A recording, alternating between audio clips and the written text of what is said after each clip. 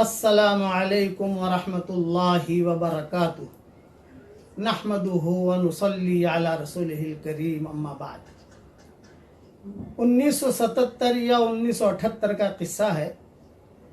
جمعہ کی نماز کے بعد حرم شریف میں حتیم کے سامنے میں بیٹھا ہوا تھا اور ایک بڑے میاں بہت خوبصورت حسین جمیل وہ آئے۔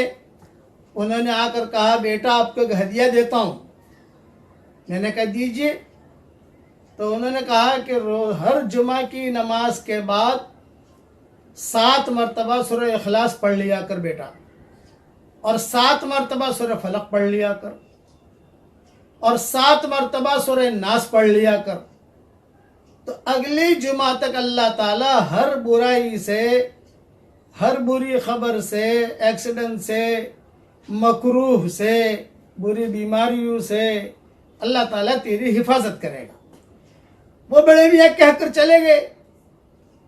میں نے اپنا عمل بھی شروع کیا، لیکن میں کسی کو بتاتا نہیں تھا کیونکہ میرے سامنے حدیث نہیں تھی۔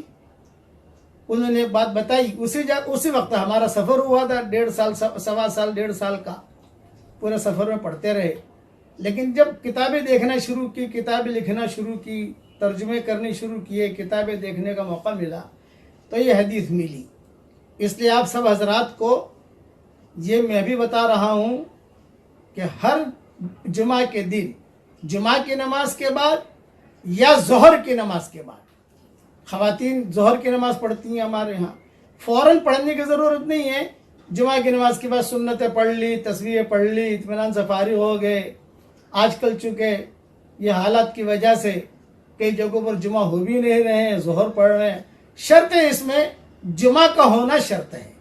7 مرتبہ سورہ اخلاص پڑھنے کی عادت ڈالیے، 7 مرتبہ سورہ فلق پڑھنے کی عادت ڈالیے، اور 7 مرتبہ سورہ ناس پڑھنے کی عادت ڈالیے۔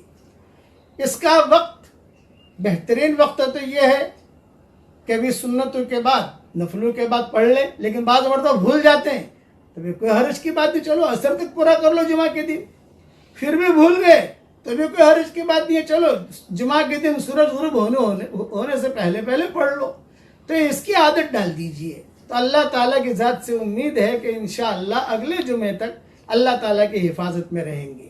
یہ حدیث ابن سنی میں ہے، اور میری کتابوں میں اس کے اور حوالے بھی میں نے لکھ دیے ہیں۔ یہ ساری تفصیل میں صرف ایک شرط ہے کہ جمعہ کا دن ہونا چاہیے۔